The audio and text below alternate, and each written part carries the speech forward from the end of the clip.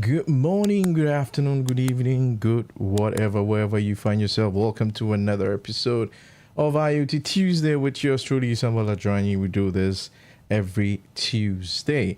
First of all, I'd like to say sorry for starting late. There were some circumstances that prevented me from starting the normal time, which was like an hour and a half or an hour 48 minutes ago.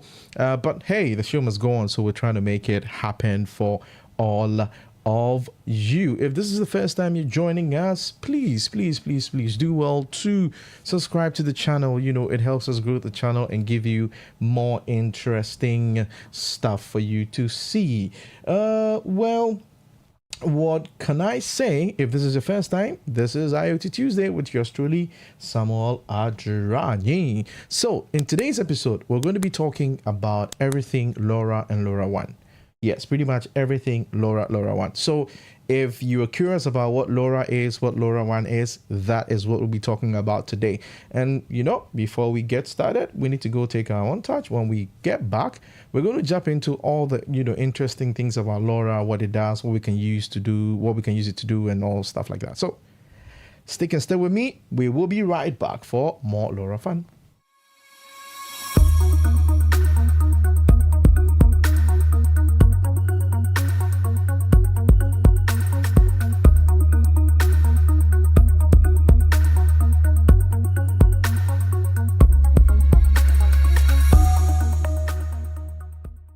Awesome. If you're joining us once again, this is IoT Tuesday. We are solely similar joining, doing it this and every Tuesday. So welcome again. Today's episode, or should I say today's episode and the next series or the next episodes to come, we're going to be focusing on LoRa and LoRaWAN. So basically, if you've been following, welcome Eric Pleam, welcome. Thanks for joining. Let's see. I think we need to try something out here so that we can bring Alec Pleam's content up here. We can capture that. Alec Pleam, welcome to the stream. Thanks for always, doing this with us. We really appreciate that you make time to join us. So if you've been following the IoT journey, most times, apart from connecting sensors to, microcontrollers, reading the sensor values, doing something, turning stuff, all the way from Nigeria. Hey, thank you so much, Popola, for joining the stream. Please share it and call the others to join. Interesting. We want this, to go viral. Well, so if you're doing a lot of IoT stuff, like I mentioned, it's not just about connecting sensor data or sensor values, collecting it from your sensor and pretty much, or just turning something on and off, right? It goes beyond that. So if you've been doing IoT for some time, one of the questions that keeps coming up is, so once I'm able to collect sensor information or use IoT to control stuff, what next can I do? Well, most of the time you want to send these, sensor values or this environmental, whatever, information you're collecting. You want to send these things to either the cloud or to another system, right? To another system that actually, let's do this. You want to connect it to another system that probably acts on the data, or, pass it to an AI system, some predictive system, some analytics system, or even you just want to, stream it somewhere in a dashboard for people to see what's happening. Now, to do that, you need a way to send that data to the cloud. And most of things, you're going to use some form of a protocol, right?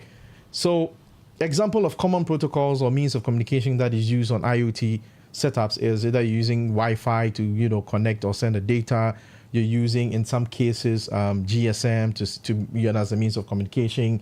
In some cases, you're using maybe a Sigfox, Zigbee, all these crazy protocols. Now, if you don't know anything about this, I have done episodes talking about all these things, and I'll probably put the link somewhere here for you to see that. So these are the common protocols you want to use to send your data to the cloud. However, sometimes as well, you also want to be able to send data between devices or between nodes, right? To be able to do this, you also choose one of these protocols. You could either use Bluetooth, you could either use Wi-Fi, you could use GSM, you could use Sigfox, or any other protocol that is available. However, they all have their own drawbacks and issues. For example, if you choose to, let's say you have a setup that sends temperature, humidity, and some other information to the cloud, right?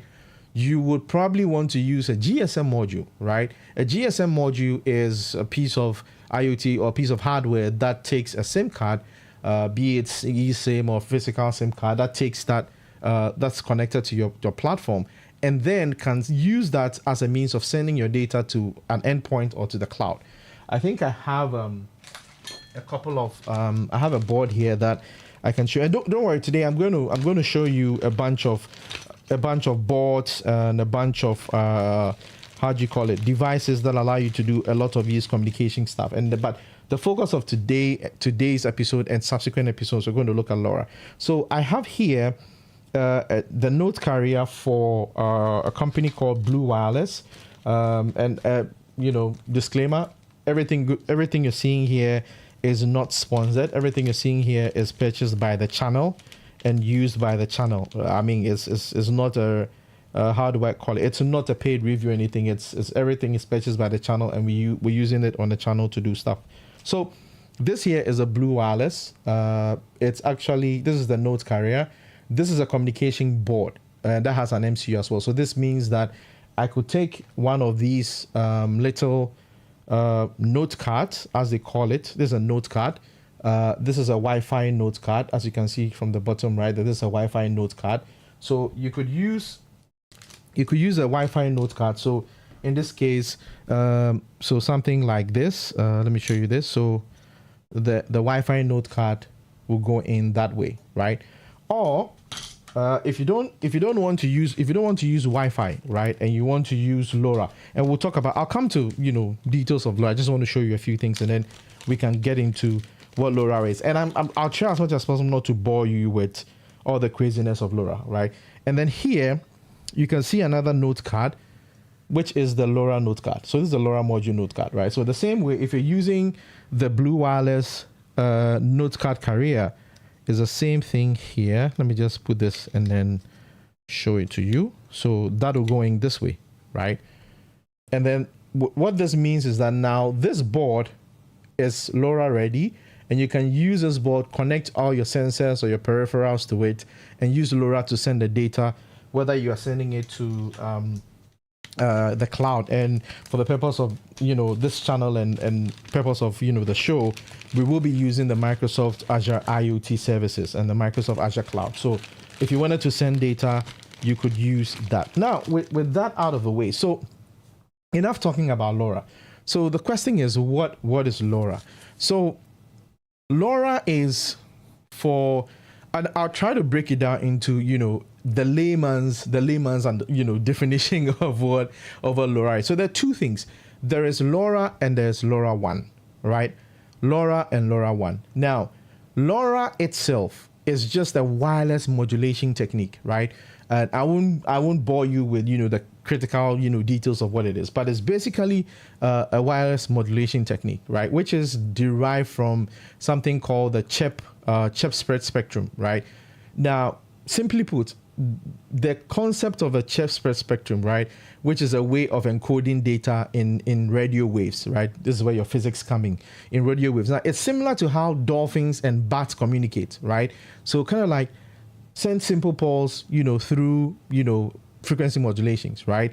Now, the whole modulation thing is not anything, crazy to think about. So LoRa itself is kind of like the, for lack of a better word, LoRa is just kind of like the protocol, right? Look at LoRa as the protocol, right? As a protocol for communication.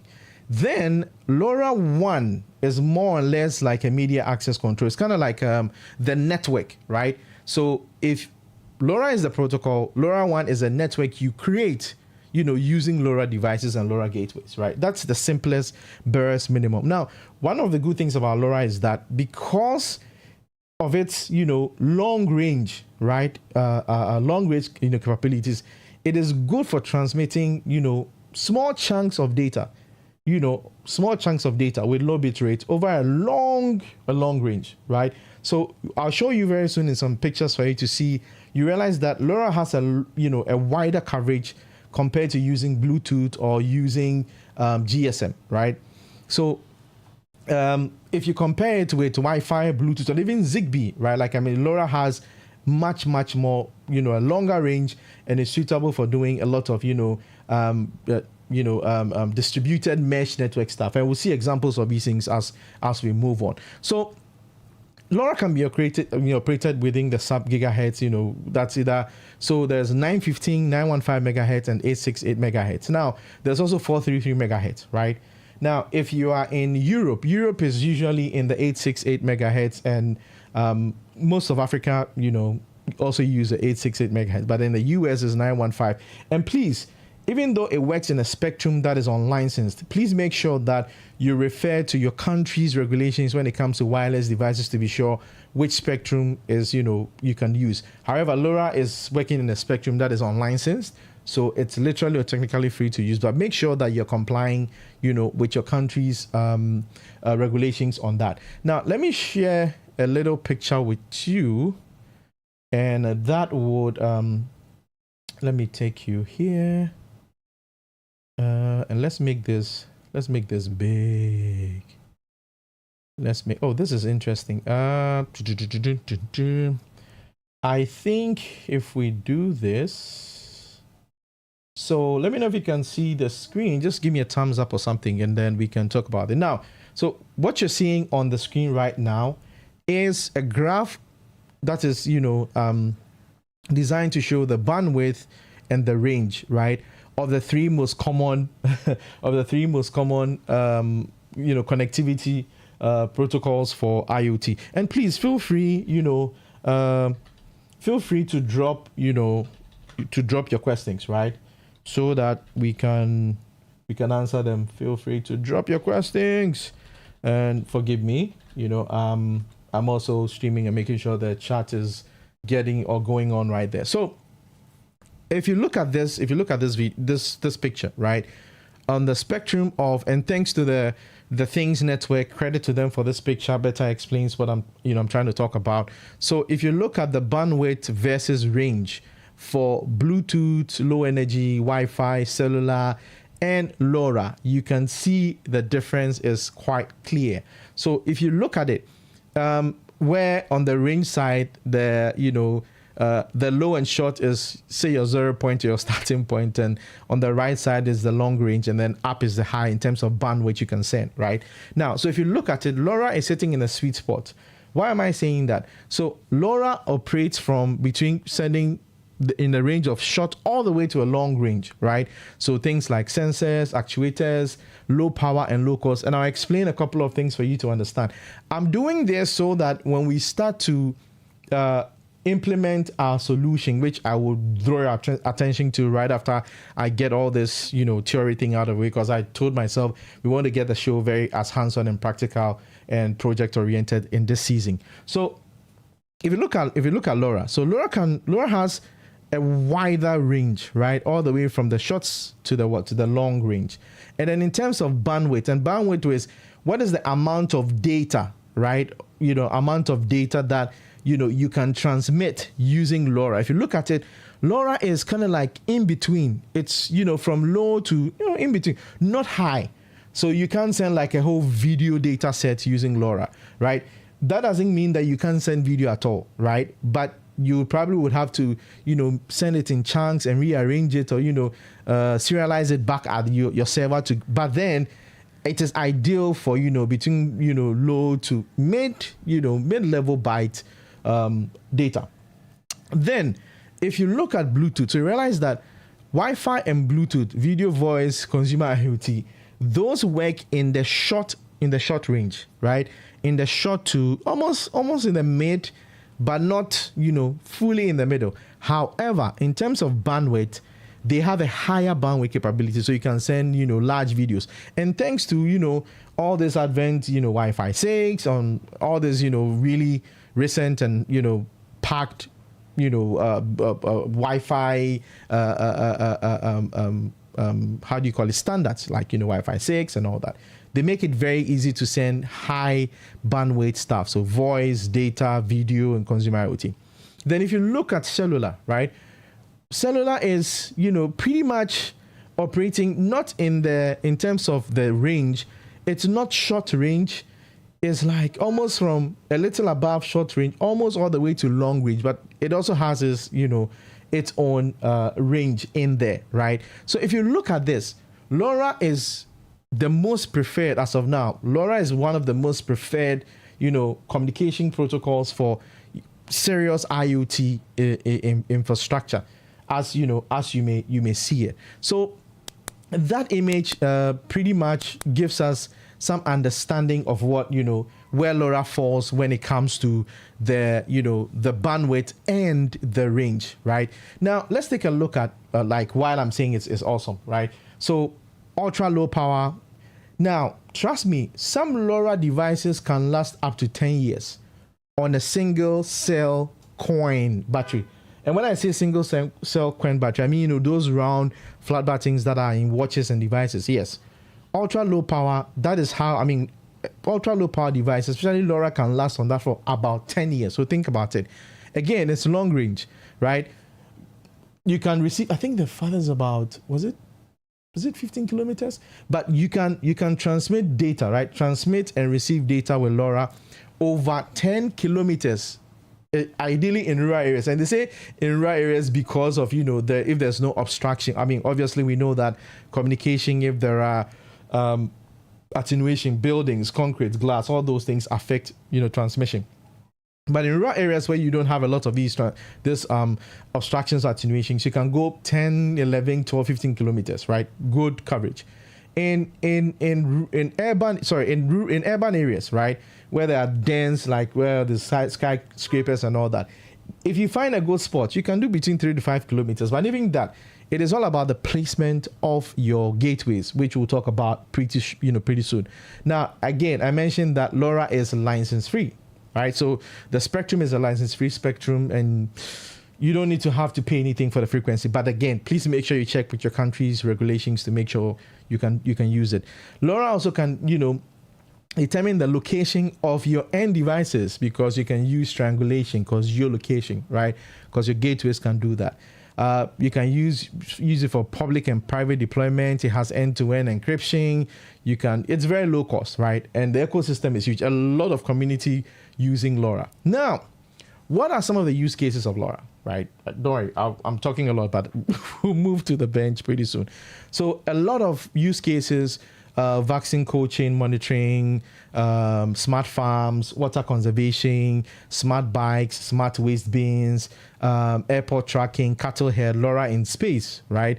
There's also, these are a lot of things you can use cases for LoRa. But before we go to the bench, so I show you what we want to do, I want to quickly talk about another important aspect of LoRa, right? Which is the device classes. I'm going to show you some LoRa gateways, some LoRa modules, and we'll talk about some concepts, right? So all LoRa devices, whether it's a gateway, whether it's a node, have to have a device class. There are 3 classes, right? There's a class A, class B, and class C. All right. Now, class A, which is kind of like the standard specification where all LoRa devices must implement class A, right? So what does a class A LoRa device mean? What does class A mean? So a class A device is basically just a device that can send an uplink message. So that can send data to the node or to another node or to, let's say, a gateway, right? At any time. It can send the data at any time. But then once the uplink transmission is completed, the device opens only 2 short receive windows, right? Short, like it will just open one window to wait to get any response from the downlink, which is a server, and then open another one, and that's it, right? So there is a delay between the end of the uplink and the transmission, right? Now, with this, because these are short 2 windows, what happens is that it makes class A devices very, very low power consumers. So if you have a LoRa device, whether it is a gateway or node, that is implementing, but we'll get to understand what usually operates in class A and what operates in class B and C. So most class A devices have a very low power consumption. So you can have things that will last for like 10, 20 years just implementing class A, right? And one thing you get to learn as we do this is that you can, some of the LoRa modules and devices allow you to change the classes. And depending on the class your model is, will determine how long your LoRa device will last or your LoRa setup will last. So for instance, a lot of the devices in class A are used for like environmental monitoring, animal tracking, forest fire detection, water leakage detection, smart parking, asset tracking, waste management. Because these things will pretty much just within some short window, anytime they send an update, they'll just wait, just those short windows. So that is one of the use cases. Then you go to class B. So class B devices extend on class A, which means they can send data at any time, right?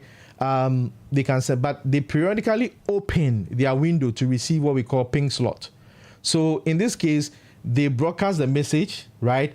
And send some time synchronization, and then they kind of like periodically wait for, data to come in. So these ones, they tend to have a low latency, right? Which means they don't take too long in getting data or getting data, right? So low latency, quite good there. They are not with that.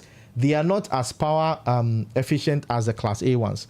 Now, some of the use cases of devices that are in class B is utility meters. So electricity meters and water meters and street lights can be put in the class B. So if you are designing a street light or a meter system, you can use class B. You can set it to use class B in this case. So I don't know if you've noticed, if you're using a smart meter or one of these smart things, some of them are using, I think, Z-Wave, not LoRa. LoRa would have been ideal for them to use now, and I'll explain it pretty shortly. So they are using Z-Wave, which means that the smart meter in your house, right, is a node and is sending its data to a gateway, which is probably on the electric pole or somewhere in your area. And then it is that gateway that has either a SIM card or some kind of connectivity to the cloud. And that's where it sends the data to your electricity provider, right? So that's a class B device. And don't worry, I'll show you all this. I just want to get all these things out of the way and we can have fun talking about that stuff. Now, class C devices, right? They extend class A by keeping the receiving window open, right? So class C devices, their window is open. They can always receive, right? They can always receive. So class C devices open two receive windows. Class A, however, has, just, the receive two. So one of the good things about class C is more of, they're already open. So something like utility meters. Now, it depends on how you also want to do it. Sometimes beacons, alarms, street lights, in some cases, you want them to constantly be reporting or be able to communicate with server to determine. So that's why sometimes if you have a smart meter and if they've not implemented it well, sometimes you're like, it takes a long time for the meter to reflect, the changes to reflect. I don't know if you have that same issue. You buy some, credit, you're waiting for it to reflect. It's just probably that the meter has not opened the receiving thing to go to the cloud, to go to the server and say, hey, I just purchased credit, update it, and for the meter to reflect it, right? That's why they give you the pin pad. The pin pad is more of, a closer way to it. So once you put it, the pin pad is able to do the validation quite easily. So these are the three classes for LoRa devices, which I believe that once you understand this concept, using LoRa makes it easy for you. So away with all these things, let me show you, let me take you to the desktop again, and let's look at this. So this is just a picture representation of how LoRa, some of the simple, like I mentioned. So here you have even all the way to pet trackers, smart meters, trash cans, plant sensors, smoke detectors, suitcases, smart whatever. So all these things will have LoRa modules, which we call nodes, right? And these nodes can speak to what we call LoRa gateways, right? LoRa gateways. And if you have any questions, just drop it out, answer it as I'm, explaining this. So the LoRa gateways most of them are bidirectional. And so it also depends on architecture you want to use. So data from the the nodes, which are like the smart meter, plant sensors, all these things, will connect to a gateway. And then the gateway is what has, some of them are dumb gateways, some of them have smart, some of them are high power, they have AI and stuff at the edge. But mostly these gateways will now forward the data to what we call a LoRa network server. Some of the gateways already have a network server on it, and this will forward it to, let's say, an application server which controls or determines what you do. So you can see how it's functioning. So from the LoRa to LoRaWAN, using the LoRaWAN and then sending it, TCP IP SSL to your payload to an app. So in this case, you can have an application that shows you, that probably has a dashboard of the data coming from your LoRa system, right? So this is how an ideal architecture of LoRa is. Now, so somebody would probably ask, why couldn't we use GSM, right?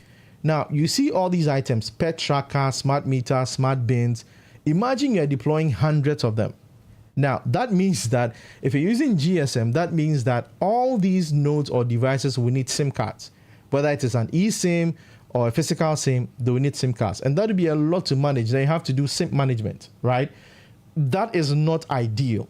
That is not that much scalable if you ask my opinion of it, right? So node using one of these mesh networks, and now preferably LoRa allows you to connect several devices to one gateway, and just have that gateway be the one that has the connectivity to the cloud.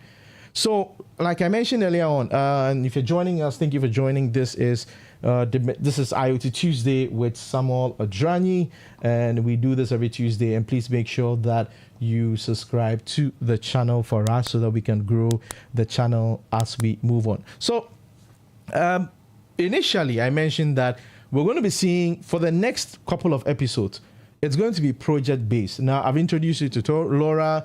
We're going to talk about gateways. We're going to see how that works.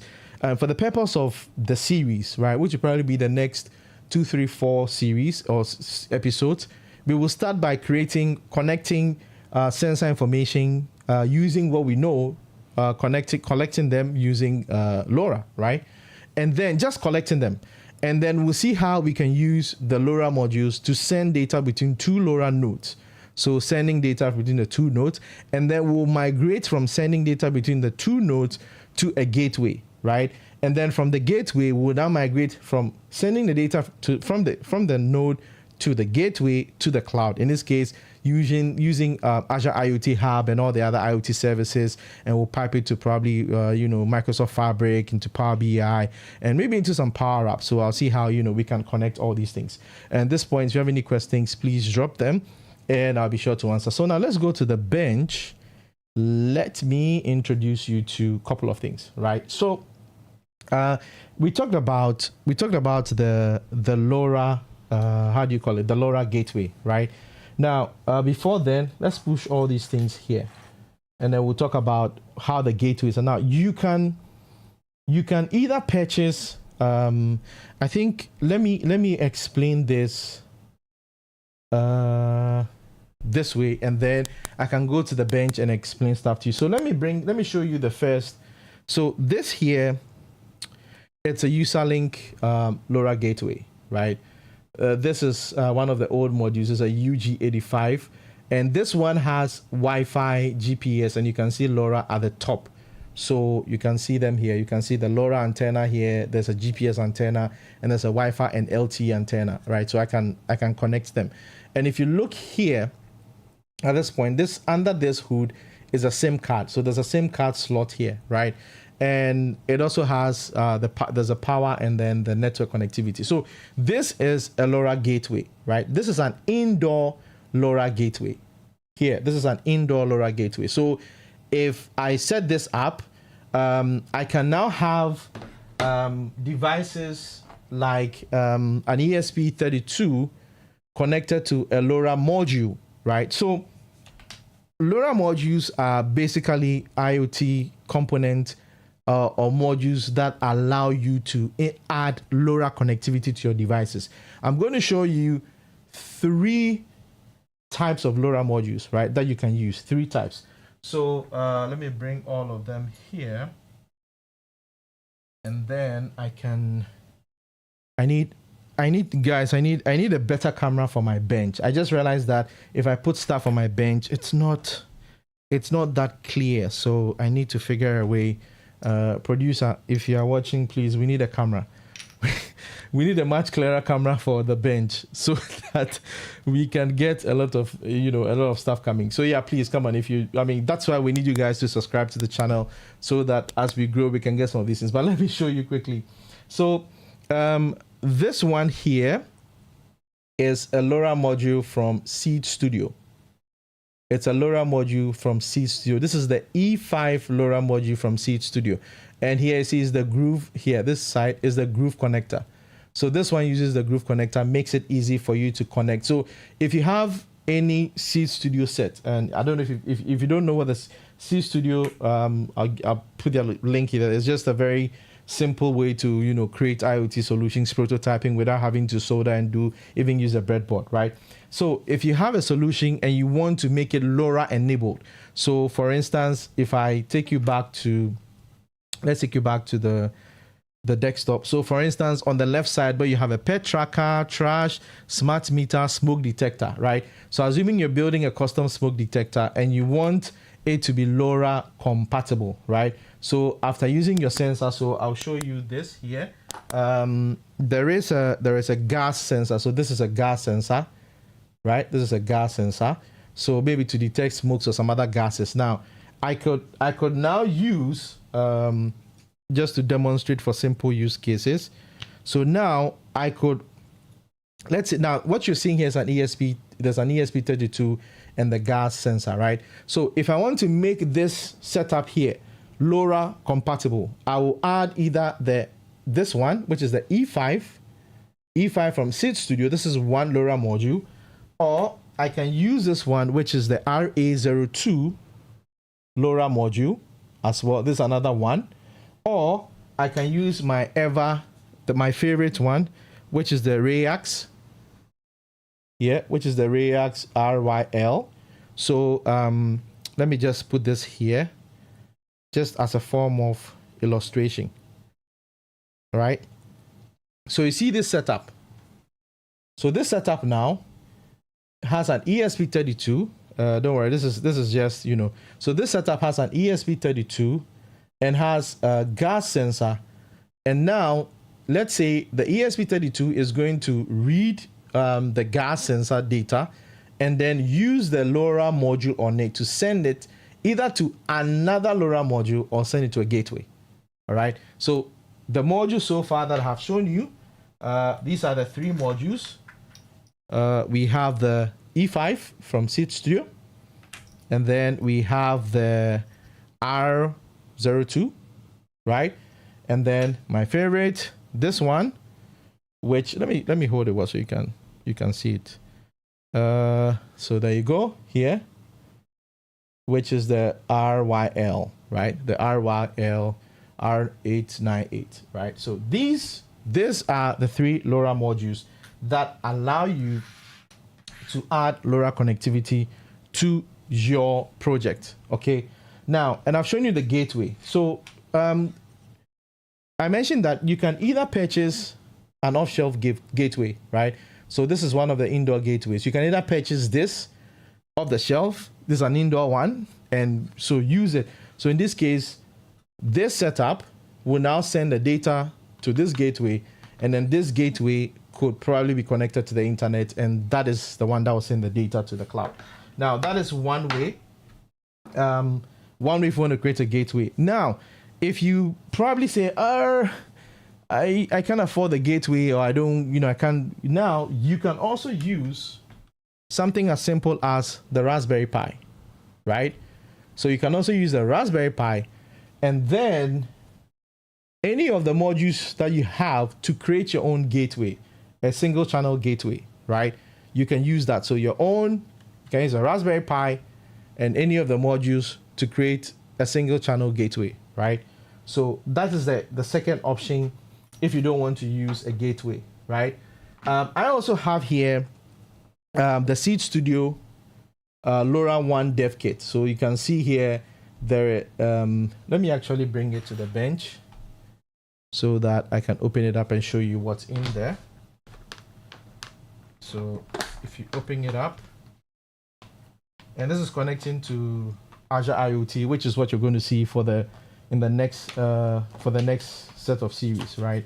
So if you take this one off, you can see there's a soil moisture sensor, there is a temperature, humidity, there's a camera here, and then again you can see in here the LoRa E5 LoRa module is also here, right here. Let me show you. Let me do that. So this is it, and then there is the wheels terminal here that you can use to display the item. So like I mentioned, in the next episode we are going to set this up, to collect the sensor data, and then first of all we'll show how we can actually use let me put this here for now. So we are going to, in the next episode, we're going to see how to set up our own module, whether it is ESP or the Seed Studio Shell. So another board that I like to use a lot, which is also from Seed Studio, is this one. Is the Shio. It's an ESP32, very small. Let me show you. It's very small. It's tiny. If you've been watching my channel, you see that I love this kit. This is very, very tiny, very tiny. So you can use this in conjunction with the E5 to create also your own LoRa gateway. But you can also use this to collect sensor data and then send this sensor data to a gateway or to another node. So what I also now let me show you another gateway, right? But this time we've talked about indoor gateway. So all the ones you're using now is indoor because pretty much they are not IP6, they are not waterproof and all that. So if you put it outside, you might mess it up. Now, I have a big one here. Actually, I think this would be fine if I just use the bench. So let's go to the workbench. Now, this one here is from MileSite. Now, you can see something similar. You can see UG67, right? So this one is UG65. This is UG85. Now, initially, this company called Userlink was actually acquired by MileSite. I hope I got that right. So now MileSite produces most of, Now, this is an industrial grade outdoor LoRa gateway, right? If you look down here, it has high gain antennas. See, the antennas are huge. Hold on, let me show you this.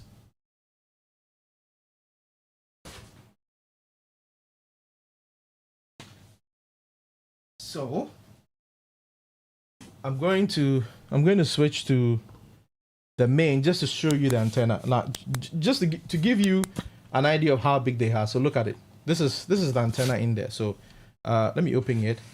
It's actually fiberglass, so I'm quite careful about it. So let's do this here. So check this out. See how big it is? So this is one of the antennas. And this one is a 5 dB gain LoRa fiberglass antenna for 868, right? So this is an antenna, right?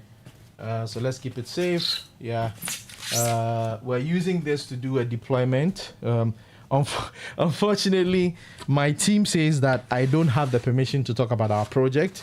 But if you are in Accra and you probably are interested in more of LoRa, just hit me up. But be on the lookout. We have something coming up for LoRa. So let's go back to the bench. Let's finish with this. So this one has a high gain. It has high capacity storage inbuilt. It has a backhaul connectivity. So the backhaul connectivity simply means, so this one has LTE and also Wi-Fi and Ethernet. You can connect it to it, right? And then it's industrial grade enclosure. I'll show you something. This is industrial grade. Like it's huge. So I'm going to open this up. As you can see, so this is how it looks. This is it. So this is where the antennas go, right here. And then as you can see, this is quite huge. Maybe let me bring it here for you to see. So this is how big it is. Like, this is huge. And this one here is outdoor. So you probably will see this mounted on, let's say, a high mast, or a telecommunication mast, or a long or a tall building, just so you can have a good line of sight. I believe this one. So this one is 4G compatible, IP7, rain and dust. Let me put this here. And let me show you. I'm trying to find a data set for you. So I believe this one has where is that?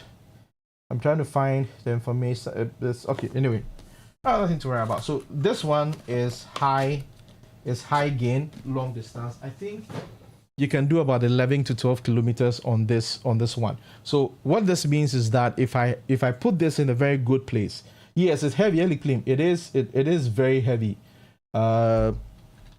It is, yes, it is very heavy. So if I put this, let's say, in a good place with a good line of sight, right, I can literally serve dozens of sensors, whether it is a pet tracker, smart meter, plant sensor, trash can, and if you go to Amsterdam, I think Amsterdam has the highest like LoRa connectivity.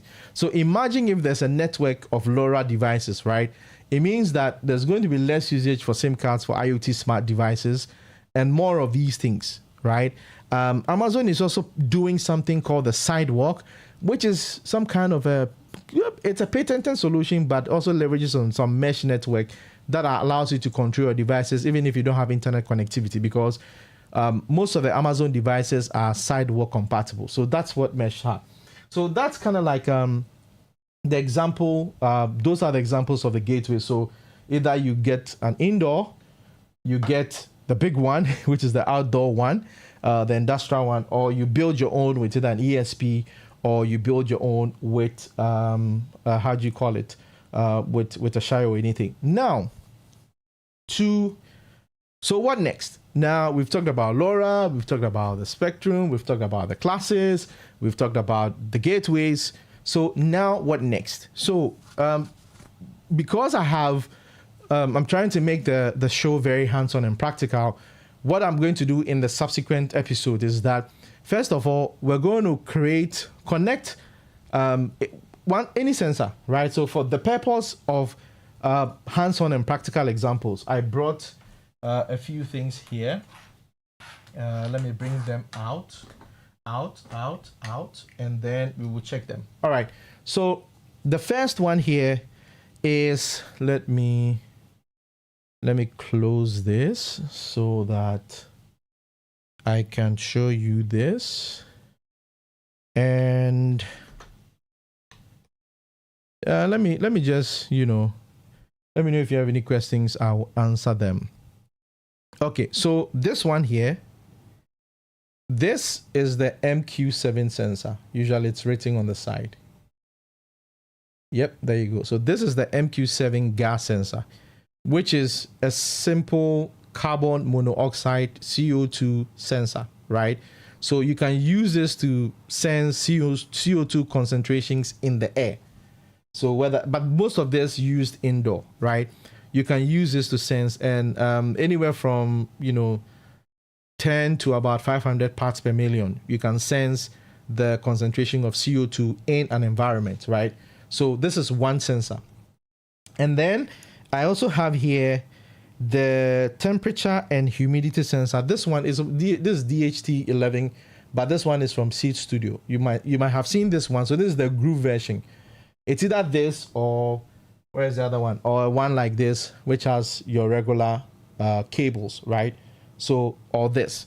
So this is used to collect temperature and humidity data, as well. So in your room and anywhere. So that's the second sensor.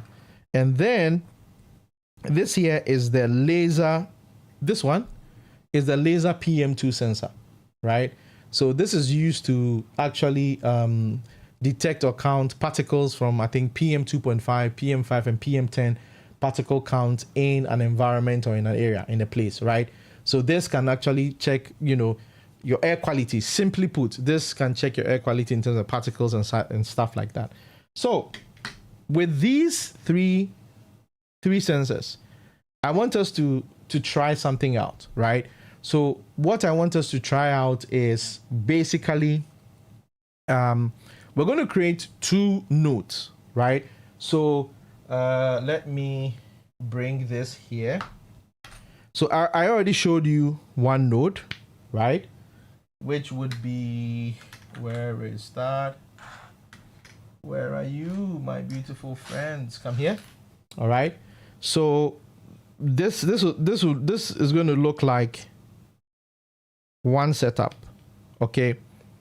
So this is like one setup where we're using an ESP32, the gas sensor, and then the LoRa module, right? So this will be one module.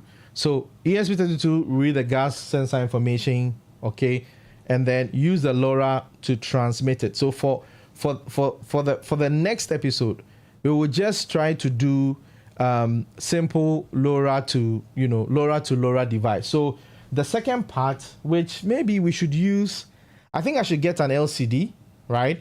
So what we can do is for the second module, let's see.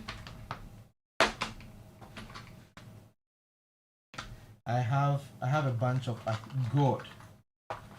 I think I have. So I've always wanted to. So this is a Seed Studio Shio screen, very delicate.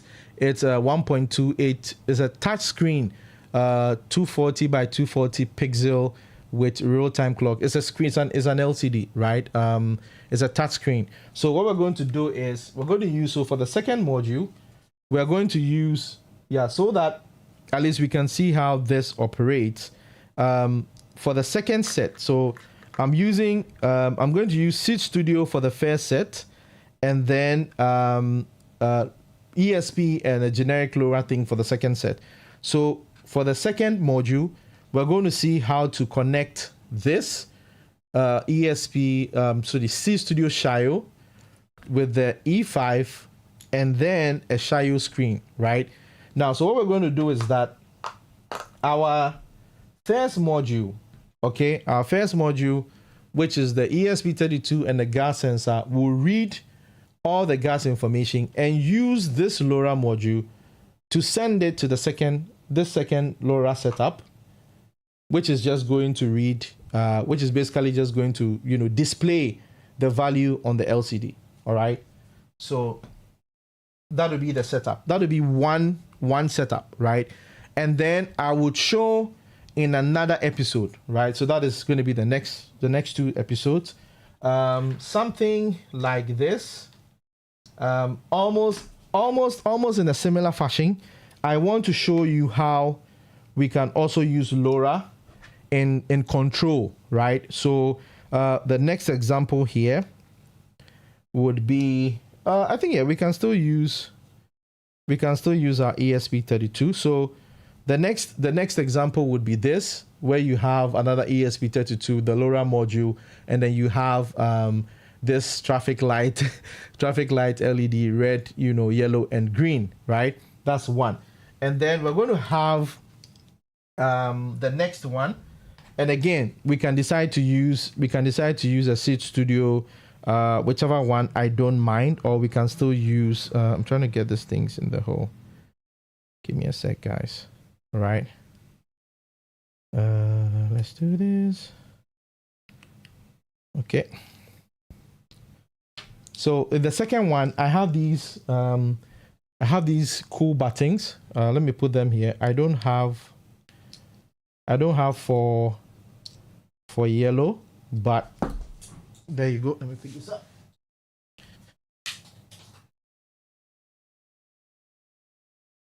Boop, I'm back. So I don't have for yellow, so we would we'll go with this.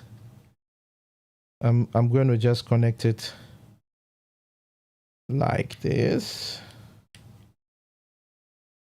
Sorry guys, I'm just trying to put this one in here. Okay, there we go. And then green, like so. Don't worry, it's not the final thing. So I'm just trying to get you guys to. Okay, so we have the first, this one, which is kind of like the edge, the device that needs to be controlled. And then the first part, the second part is this. Again, as you can see, it's a LoRa module with 3 push buttons, red, white, and green. I don't have yellow, so I'm going to do it white. So what's going to happen is I want to show you in the second part, pressing green, this button should use this LoRa module to trigger the green light to come on, right? I can't wait for us to start doing hands-on project. Yes, look, we're doing hands-on project. And then if you press the white, that should turn on the yellow. If you press the green, the red, that should turn on the red, right? Now, the reason why I'm using this as well, and then potentially, I would also show you how to use it to control large things. Now, if you want to control high or large voltage devices, you're going to need a relay, right?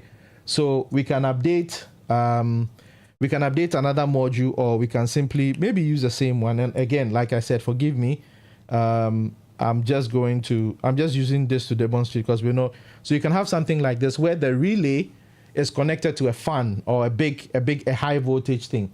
And then maybe we can use this one here.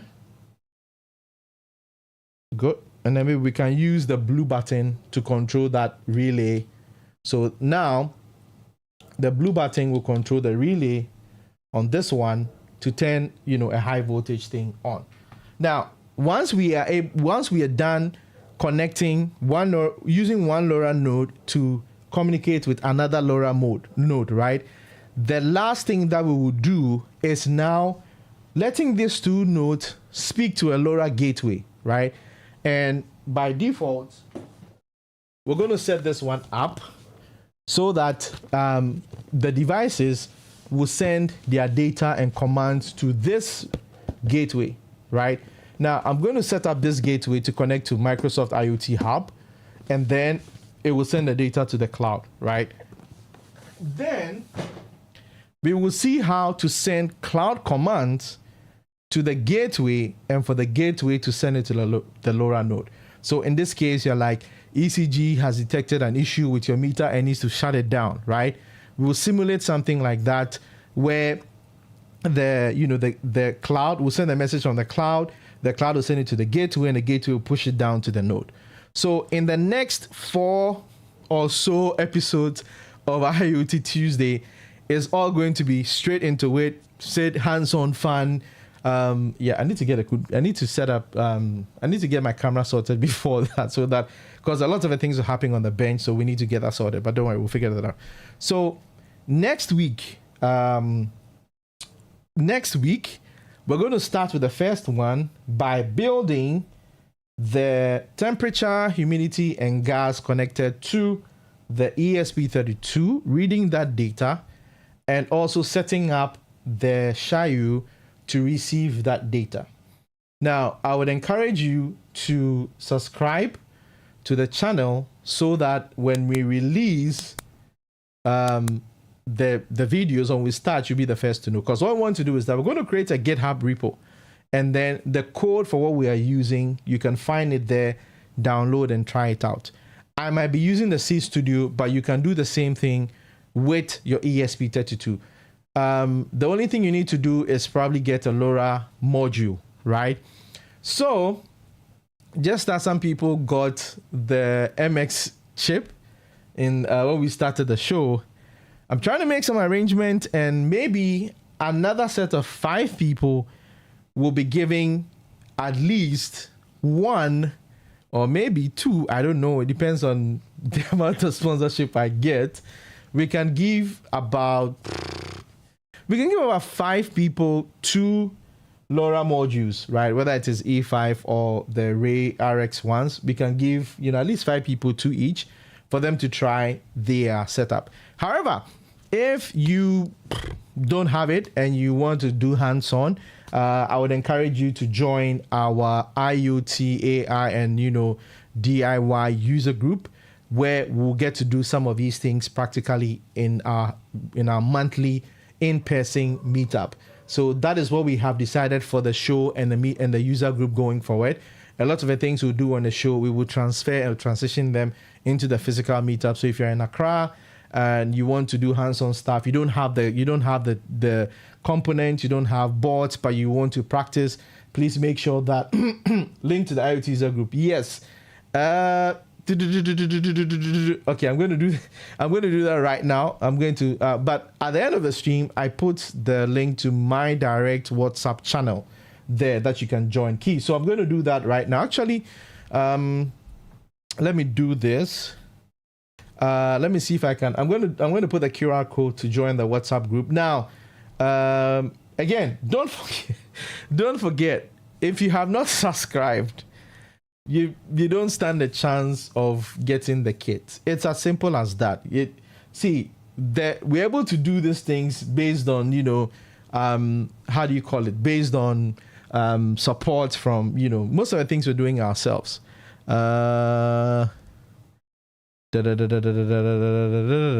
Okay, yeah, but so what let me do this. Let me get the user group. Yes, Edwin, I'm gonna do that. Let's do this. The Accra IoT and DIY user group. Now, actually, most of you have not seen it. Hold on, let me show you this. Is it close? Yes.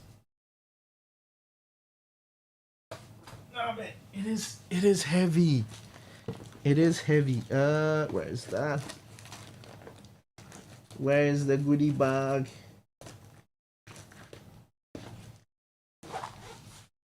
Where is the? And guess what? We have plenty stickers. Look down there. So that is it. The Accra IoT and DIY user group. You can see that plenty stickers. So for the stickers, you have to come for an in-person meeting before you get a sticker. Okay, so let me do this. Let me get the group info. Let's get the I'm gonna copy the link. All right, so, and let me do this. Your laptop is smiling. I know, right? Your laptop is smiling. Don't worry. So I'm going to put the QR code for the user group, for the Accra IoT user group. Let's see, URL. That is the URL here. And download it. Hold on, let's see. Yeah, whilst I'm doing that, you can actually drop your questions so I can answer them here. Yep, URL. There we go. Oh, sorry about that. Okay. Okay, there we go. There we go. There we go. Go. All right, so let's see. Let's bring it here. Actually, this is it. So let's download it. IoT underscore user group. Download. Okay, let's put this here on the desktop. So what I'm going to do is, first off, let me be sure that we're giving you guys the right. Let's do this.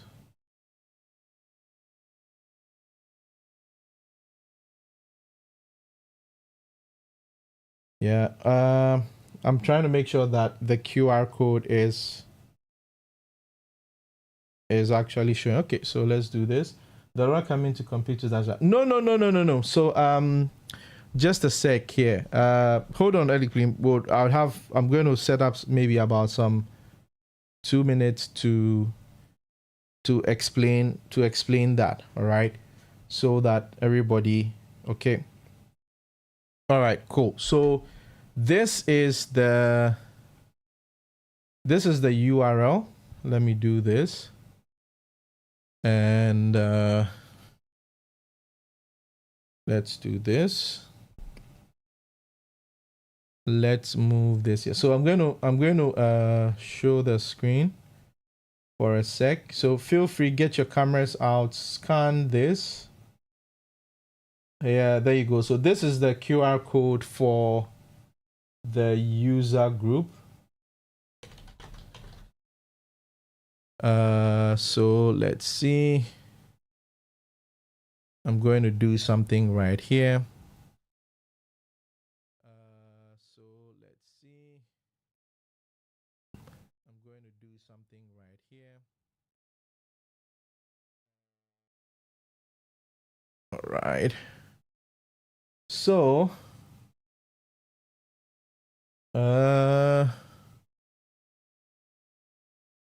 okay. So Eliclim, yeah. So that is the.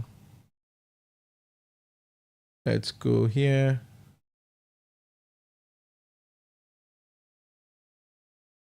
Yeah. So that is the QR code for the IoT user group, where we'll be doing a lot more of the hands-on stuff. So make sure you connect to it. All right. Okay. Awesome. All right. So back to Elicrim question. So Elicrim is asking whether LoRa is coming to compete with Azure. No, not at all. So LoRa, okay, LoRa is just a protocol. It's a means of communication, right? Azure is a whole cloud infrastructure. So like I mentioned, with the, sorry, just a sec. So like I mentioned with this, right? Here, this is a LoRa gateway. Okay, this is a LoRa gateway. So what we'll be doing in the latter part of the episode is we will be sending the data that is being sent to this LoRa gateway to the Azure cloud, right? So the Azure cloud is literally just a cloud, service. LoRa is just a protocol, right, for communicating or sending data between LoRa devices and gateways and nodes. So it's not a competition. See it as another way to send data to the cloud. So ideally, if you are using ESP32, right, you are going to probably use the Wi-Fi capability of ESP32. But the reason why we're not using that is now Wi-Fi is restricted. That's why I showed the picture in the beginning. If you look at the spectrum of where Wi-Fi is and also the cost implication, right? Wi-Fi can be quite expensive. And also another thing is Wi-Fi and GSM are high power. The amount of power they draw. So if you create an IoT setup or system that uses Wi-Fi or GSM, it consumes a lot of power. So your device cannot last even for probably a week or a month, right? But with LoRa, you can have a cell battery go for almost 10 years. So that is the advantage of using LoRa over Wi-Fi or GSM or LTE, right? So that's the advantage. I hope that answers your question, Elicrim. Awesome. So thank you so much for making a date with me, Samaladrani.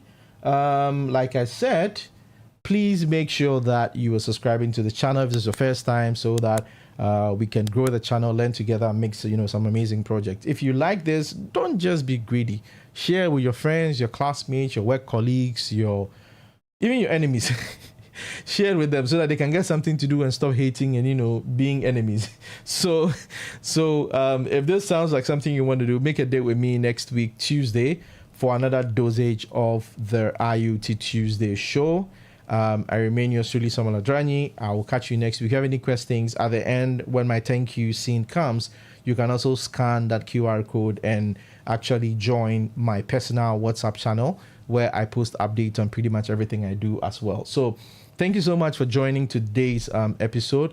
I am really grateful, and I'll catch you again next week. Before we go, quick one. This is a public service announcement. Be careful. There's a scam going on with Ghana Post. Someone is going to send you have some package that has to be delivered, but they don't have your address information. Please desist and resist. It is a scam. Don't fall for it. It's circulating. This week I've had a couple of people ask me the same thing. So please don't fall for that. Well, with that said, thank you very much for joining. Be on the lookout for, it's going to be somewhere, no, here. Yes, it's going to be somewhere here. Be on the lookout for the Global Power Platform Bootcamp, the Global Azure Bootcamp, and the Global .NET Conf session happening. So I'll catch you again next week. Actually, I'll catch you again Friday and Sunday. But for IoT Tuesday, make it with me next week. Let's have some fun. Let's start building some IoT stuff. I remain yours truly, Samuel Adranyi. Stick and stay, and I will see you next week. I'm out.